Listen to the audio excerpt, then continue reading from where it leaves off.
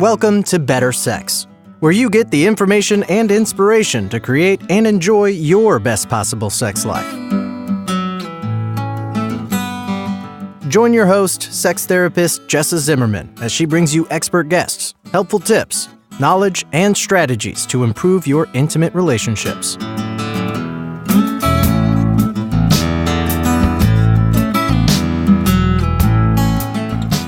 And now, your host, Jessa Zimmerman.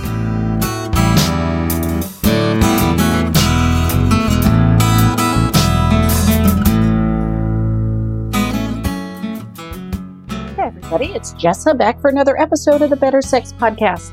And before we start today, I'm just going to apologize for any sound quality issues I'm having because I am home on a snow day without my nice microphone and perhaps with background noises I don't normally have. So bear with me. So I come here every week, I record different shows, all kinds of topics that I think could be useful or interesting or inspiring, or maybe just curious to all of you who are listening. And I so appreciate your support. I would love to hear from you if you've got comments on any of the particular episodes that you've heard, or maybe even specifically things you would like to hear. Always looking for more ideas about who to interview and what to talk about. So you can get in touch at change, CHANGE, at jessazimmerman.com. Would love to get your input and feedback. Today's episode is a conversation with a legal sex worker in Nevada. She's actually quite active in advocacy around sex work, has a very public face, and as she describes in the interview, every single person she knows she's a sex worker. She's very out with that. And it's a fascinating conversation because maybe especially working in Nevada, where this is legal and regulated, her clientele, her guests, are often coming to learn and experience and grow. Her work is highly educational and therapeutic. And so that totally aligns with the vision of my podcast around better sex. What are the resources that people and couples might want to use to improve their own sex life? And it's possible that legal sex work may be useful or of interest to you, or at the very least, interesting to learn about. So Alice Little is my guest today. She is the #1 booking legal sex worker in the U.S., works at the Moonlight Bunny Ranch in Nevada. She's a horse enthusiast as well as an advocate for the profession. Really hope you enjoy the show.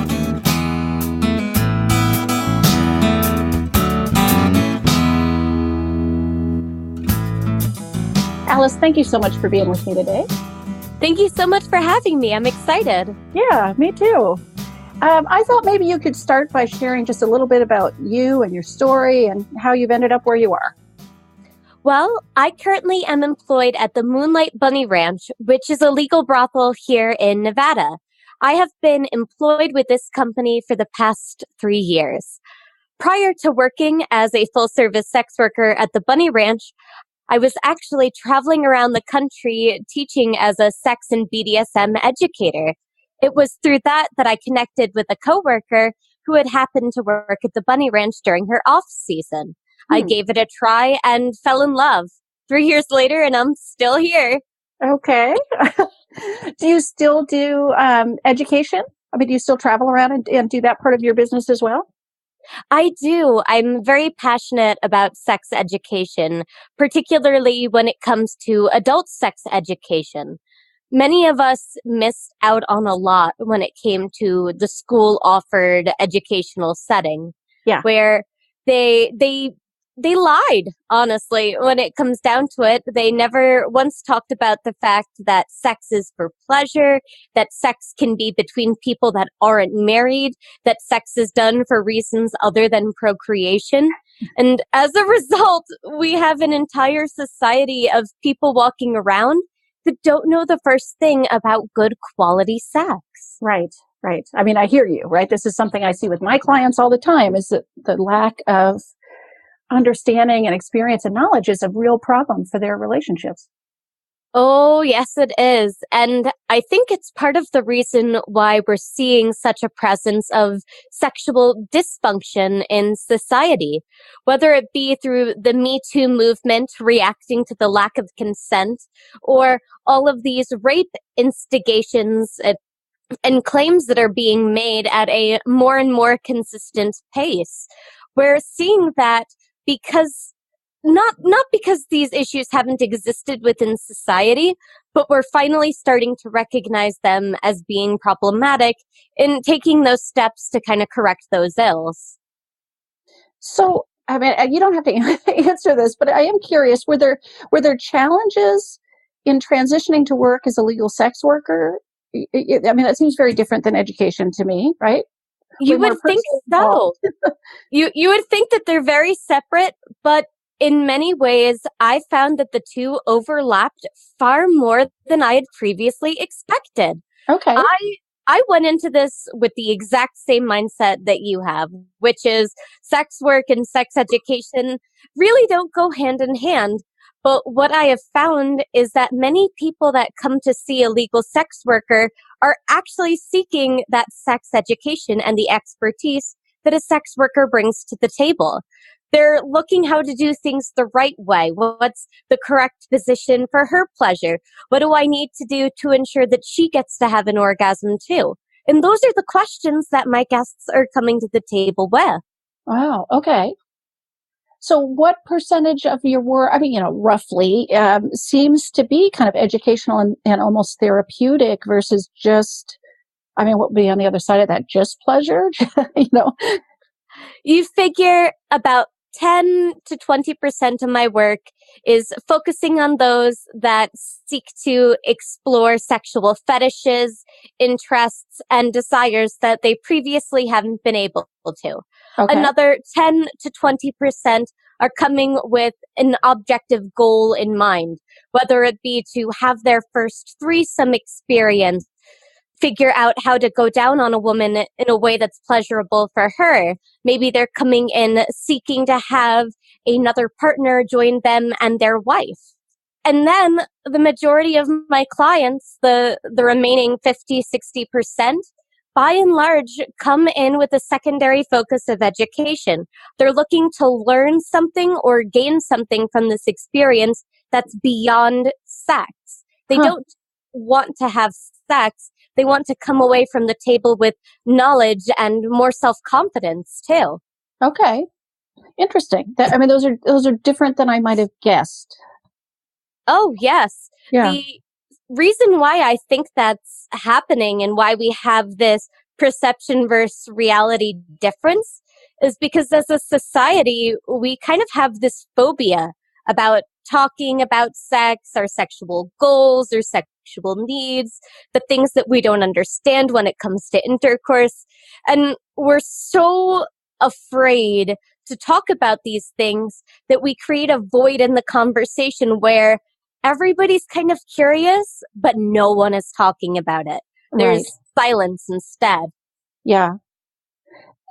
So, could you speak a little bit towards the work you do? If we're thinking about the work you're doing with clients or visitors, I guess that's what you said, right? Mm-hmm. As being therapeutic and educational, like what are the kinds of ways that you're helping people? What are the kinds of issues that couples come in with, particularly? The most common reason why couples come to see a legal sex worker is not to bring spice to the bedroom, but to bring a change to what is now starting to feel like a routine. They're not looking for spice in the bedroom in the traditional sense that we're going to incorporate sex toys or BDSM or some other crazy fetish. That's not what's really happening. Instead, we're working to discover different positions, incorporating things like sex pillows, things that will bring a little bit more pleasure and spread the pleasure around to both partners. Mm-hmm. The number one complaint that I get from wives is that their husband is unable to please them fully in the bedroom. Whether it be they ejaculate and then that garners the end of sex rather than waiting for the women to finish too, or he's not sure how to use his fingers or his mouth, but there tends to be a disconnect between what she's looking for and what it is he currently knows how to provide. And we oftentimes as women feel uncomfortable vocally telling our partners what it is that we desire for them to do to us. We Mm-hmm. struggle to communicate in the bedroom.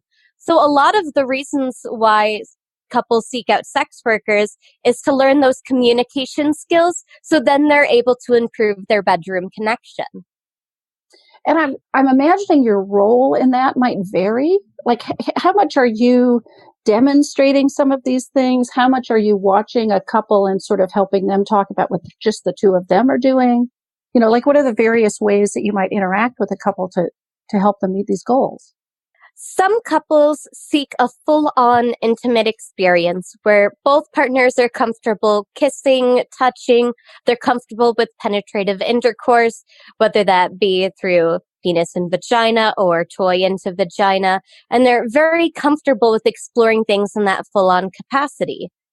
Other couples prefer to be a little bit more reserved, where they're comfortable with everyone being naked and present in the room, but they're not necessarily looking for that intimate touch. Rather, I'm there to guide them through the positions. Mm-hmm. And then there's the third standpoint in which the couple prefers me to kind of stand back and almost conduct from afar. And then I'll step in every once in a while to kind of demonstrate and show the positioning of something, but then step back to allow them to practice that skill hands-on. So there's many, many different ways to adapt it for couples. So this way it suits every single person's needs, wants, desires without crossing any boundaries. Yeah, and it just seems to me the communication around that would be so crucial, right? Which is another almost therapeutic intervention. Like, how do you talk to the people about what they're looking for, what they each expect, and what are those boundaries? Yes, so I'm a little bit unique in the sense that I am only available by appointment. Typically speaking, when somebody visits the Bunny Ranch, they will either already have an idea of the lady they want to see in mind, or instead they choose to do a lineup and see who happens to be available at that moment. I'm only available by appointment, which gives me the unique advantage of being able to get to know my guests over email before we ever connect in person. So oftentimes I'm able to ask some open-ended questions. How did the two of you meet? What goals do you have? What do you seek to get out of this session? What do you hope to learn? And I'm able to get the conversation going before we ever meet in person. I always joke it's kind of like meeting old friends whenever I get someone at the ranch, because I already know them so well and it feels like they're just a dear friend I'm finally getting to meet. Yeah, yeah. How much of your business is, repeat visits from guests versus people that are, I guess, are people just come once or twice and sort of get what they need and are done? Oh no, I have folks that come back again and again and again.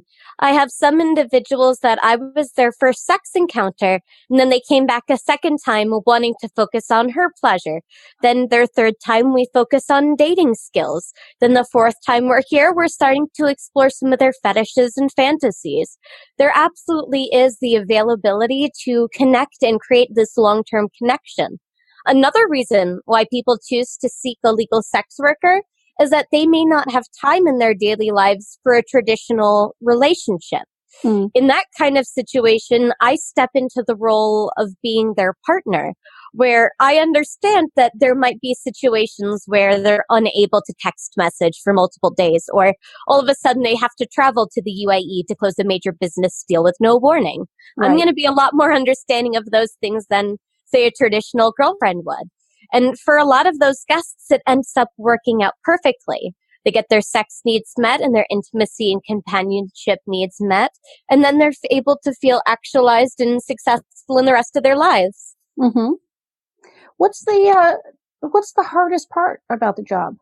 Has there been anything challenging about it or Oh, yes. Every job has its challenges. Yeah. For me, the biggest challenge has been social media. I feel that Instagram and Twitter tend to be a very one-dimensional platform where all you're able to really provide is a brief photo or brief video. And it doesn't really feel honest and true as to the whole context of my character and the services that I seek to provide. So I always struggle to get my message across on social media and make things feel connective rather than just flat. And what about in the actual work itself? What's been the biggest challenge? I don't know. Has there been anything you have to navigate or that you've had to draw your own boundaries about? Oh gosh. By and large, my clients are incredibly respectful. In terms of boundaries, about the only things I've had to say no to were very funny. For example, somebody wanted to go and visit Tahoe. One of the options we have is to go out on an out date and visit anywhere we would like in Nevada together. Unfortunately, the day that they decided to come and visit and wanted to go skiing was in the middle of a very severe snowstorm, and I'm not very comfortable with whiteout conditions. So I had to decline and say, hey, I'll go with you, but I'm not driving. No, but the honest answer is my guests are incredibly wonderful people. Because sex work is only legal in Nevada and only through the Nevada brothels, those that seek out that legal service don't generally do so with ill intent. Yeah. They come so looking to do things the legal way and being able to explore all of the different options that are already available through that.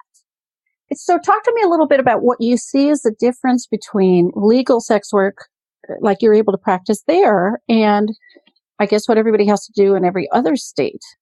I mean, obviously you chose Nevada for a reason. Yes. What are some of the challenges, the similarities, the differences, from your perspective? It's safe to say that sex work is work, regardless of what capacity, legal, illegal, or independent. Unfortunately, the legislation that we have here in America is such that it is currently only legal at the Nevada brothels. Mm-hmm. As a law-abiding citizen, that leaves me with exactly one option to work legally. In my opinion, we have so much to offer to society as service people. Mm-hmm. We have mental health professionals that are able to address mental health needs. We have doctors for physical health needs, and we even have religious leaders for your spiritual health needs. Why not sex workers for your sexual health needs? It doesn't seem like such an alien concept to me that we shouldn't have it integrated more fully and more accepted within our society. If it was up to me, I would see sex work legalized in all 50 states. Mm-hmm. Personally, I am for regulation and legalization rather than a decriminalization model, because I believe that legislation will help to protect us, and it also brings legitimacy to the industry. Much in the same way that a hairstylist has to undergo a certain set of licensure in order to work legally, so too must a legal sex worker. For us, that process first looks like having to complete a doctor's visit each week. Then, once a year, we are required by law to undergo a full FBI fingerprint background check in order to obtain our working license. And this is like a full background check. Wow. Like, it is just as involved to be a sex worker as it is to be a sheriff in the county that I work. Every year, not just once when you start. Oh, no, it is every single year. We have to report anything and everything, even down to it, like a traffic ticket. We have to put on that form. Mm-hmm.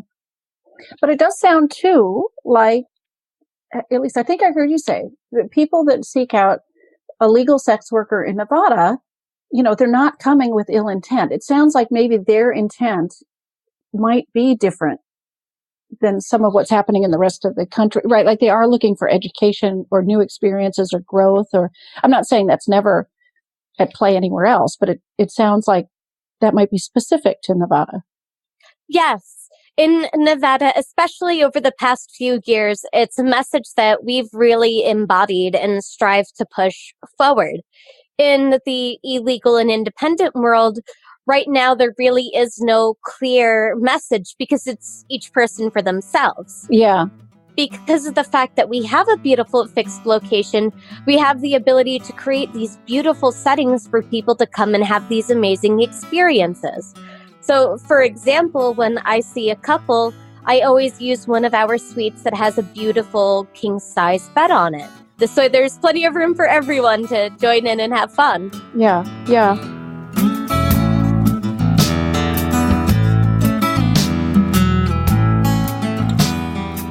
Hi, it's Jessa here, taking just a quick break. Thanks for listening so far. I wanted to let you know about the sex quiz that I've put together called How Healthy is Your Sex Life? I've taken a close look at the typical ways that I see couples get into trouble with sex, including avoidance, neglect, negativity, distraction, and boredom. And the free quiz will score your individual results based on these factors. And then I provide my recommendations and ideas, including my top 10 sex tips, which will help you make instant improvement. If you'd like to take the quiz and see how healthy your sex life is, you can do it right now at sexhealthquiz.com.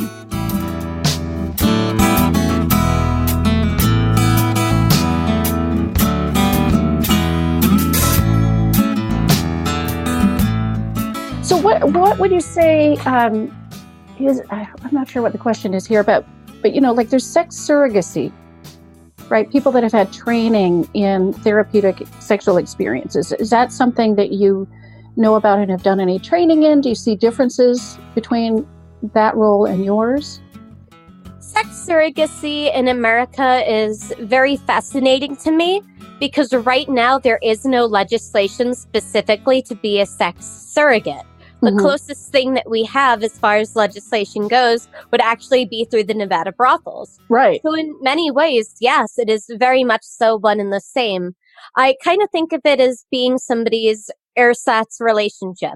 I'm able to step into the role of being their girlfriend, their companion, their support system, whatever it is that they need me to be that's represented within a normal, healthy relationship. I'm able to kind of take on that role and offer that support to someone. That's certainly not a negative thing. And as we know from Maslow's hierarchy of needs, it's required to have that intimate connection in order to be completely self-actualized. If we acknowledge it from a psychological standpoint, we have to, as society, adapt to that too. Yeah. So I think my last question is, what about being in a relationship yourself? How do you balance that with your work? Is it just like anybody else? It's got, leaves work at the office and you come home and you've got your own relationship, or is it more complicated than that? Oh, it's certainly not more complicated than that. At the moment, I happen to be single and happily so. However, there is no reason that a legal sex worker could not be in a relationship. Much like any other job, there are differences between the connection that you have with somebody personally and the relationship that you have with somebody professionally. One of the ways in which we maintain healthy boundaries at the Bunny Ranch is through something called bounded intimacy, which is a concept that we've adapted from therapeutic models. Bounded intimacy says that within the prescribed time that we are together, I'm able to genuinely care about you, have feelings for you, connect with you, but at the same time, we're both maintaining some levity about the situation and understanding that this intense connection only exists within this particular prescribed section of time. I'd imagine that gets a little tricky for some people, though, too. I mean, we can have our intentions about it being bounded, and that's acknowledged up front, and yet, you must have people falling in love with you or wanting more of a relationship. Maybe I'm projecting here, but it just seems like we do our best to create those understandings, and then they don't always go so easily, right? Part of being a professional is being able to help my guests maintain those healthy boundaries. I'm able to see warning signs that somebody might be experiencing some difficulties maintaining that separation, and I'm able to step in and go, hey, as your friend, I do need to speak up and say something here. I'll oftentimes suggest things like, hey, during our next experience, why don't we invite another lady to join us? Rather than it being this intense connection just between the two of us, let's explore what kind of connection you could have with you, me, and another person. This way, it allows them to kind of step back for a moment, be able to realign themselves, and then step into that experience and be able to enjoy it fully. Yeah. Well, it certainly seems like you have a wealth of skills, relationship and intimacy skills that are of a huge benefit for people. Oh, goodness. It's safe to say that I am very much so a bookworm, and I'm obsessed with the pursuit of knowledge. I love to read. I love to watch documentaries and online series. I'm constantly watching college lectures on everything from psychology to sociology to intimacy. I'm even interested in what sex was like during the Paleolithic era. I draw knowledge and inspiration throughout history, so I'm able to bring what's relevant to each person's life to the table. Yeah. I'm so many different things to so many different people, and yet some people are unable to look past the fact that I am a sex worker, and that's the only label in which they're able to use for me, that I must be a certain way because of the job title that I have. In reality, I'm a very well-rounded, very well-balanced person with lots of different hobbies and interests, many of which have nothing to do with sex. For example, imagine that. I'm a total horse person. I grew up on horseback. I have 2 horses that actually live at the Bunny Ranch. And I'm a totally horse mad person. Just as soon as the weather breaks, I'll be out trail riding and just having a grand old time. Yeah. And people don't realize that about me because they're only able to see me as being a sex worker. They don't realize I'm so passionate about history and horseback riding and rock climbing and reading, that I have multiple college degrees, and I used to be a massage therapist. And I think it's so important that we as sex workers share those things about ourselves because we are people just like anybody else. Well, yeah, and there's advocacy to do, right? I mean, partly talking about just yourself and your multidimensionality, if that's a word. Yes, it is almost a political statement to be a sex worker. Yeah. There comes with it a certain obligation for self-advocacy as well as education at a grander scale. People, even within the local community, don't necessarily understand who we are and what we do. Just this past election cycle, I ended up going out into the local community and setting up various town hall meetings in which myself and my coworkers had the opportunity to meet people and share with them about ourselves and our lives. Are you any bit of an exception for how out and forward and advocacyful you are? Because I know you do a lot of interviews and you've got a very public face with your career. Are you the exception there or no? I wouldn't say I'm the exception, but I definitely put myself out there and choose to live my life 110% out in the open. Every single person in my life knows that I'm a sex worker. My hairstylist knows I'm a sex worker. My mother knows I'm a sex worker. My doctor knows that I am a sex worker. My dog sitter knows that I am a sex worker. The place where I buy my horses hay, they know that I am a sex worker. My farrier knows I'm a sex worker. My vet knows I am a sex worker. My house cleaners, they know I'm a sex worker. My mailman knows that I am a sex worker. This isn't something that I try to hide in any capacity at all whatsoever.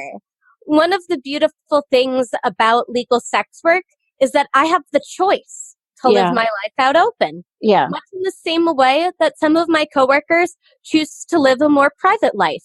If you visit the Bunny Ranch website, you'll notice that some ladies choose not to post pictures of their face. They'll either blur out their face or have their face turned away from camera in order to maintain anonymity. This is because many of my coworkers have careers that are not compatible with sex work. Had their main career known that they were a sex worker, it would cause difficulties for them. Yeah. That, and some people are looking to avoid the stigma that does come with being a sex worker. There's no denying that stigma is very real and exists. In fact, it almost killed me. Just 12 months ago, my appendix went out. The doctor did not want to believe that I had an appendix issue and was determined to check me for STDs instead. Oh my God. Despite the fact that I was presenting with every single classic symptom of appendicitis and literally had been STD tested 2 days before, the doctor was so adamant that I had to self-advocate. And my appendix almost ruptured. In the middle of appendicitis. Wow. Oh, yeah. Oh yeah, I had to go to bat for myself against a doctor to go, no, something is wrong. I know my body. I know better than you in this scenario. Don't stereotype me. Yeah. And you better bet I filed a complaint with the hospital afterwards, because that kind of nonsense is not acceptable. Yeah. Wow. Yeah. Talk about somebody only seeing you as a sex worker, right? Like it's like one-dimensional. Oh, goodness, yes. It's Yeah. unfortunate, but it happens. And so I always try to challenge people to change your perceptions about sex work and think about it from a different angle.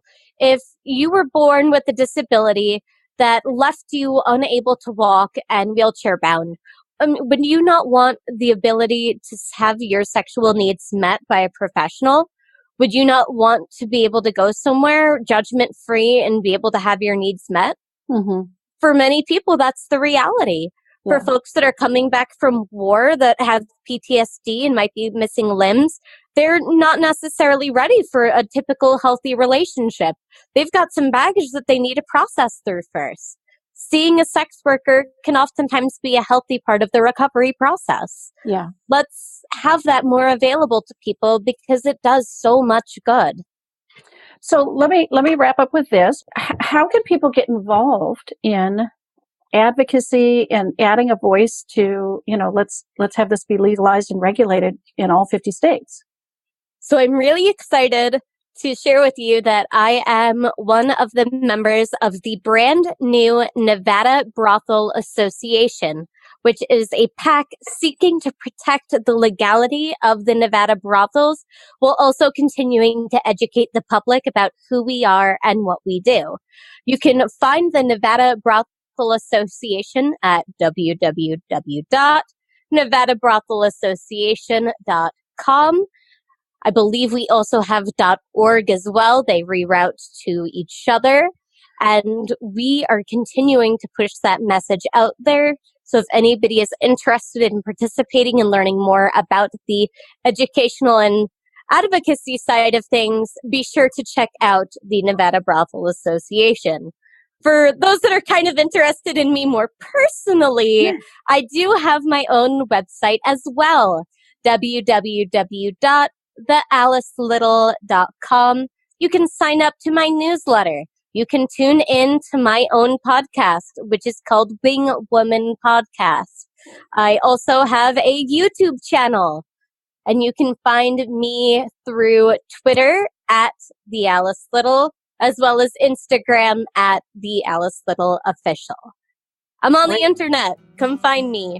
I will put all of those links, including the association, in the show notes too, so people can just easily click through and get in touch. Fantastic. Great. Thank you so much for taking the time to talk to me today. Oh, you're so welcome. Thank you so much for having me. It's been so fantastic talking with you and getting to know you better. You too. Thank you.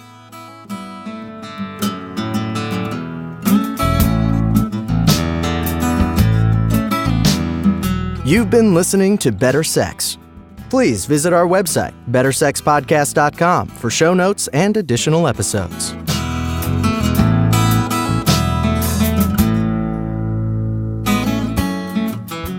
And that's a wrap for today. I really hope you enjoyed the episode. If you are enjoying the podcast, if some of this material resonates with you and you would like to make a difference and make sure that this keeps coming out in the world once a week, ongoing, there are a couple things you could do to show your appreciation. The first would be to go to iTunes and rate and review the show. That really helps us be found by new listeners when you review the show on iTunes. You can find a link at bettersexpodcast.com/iTunes.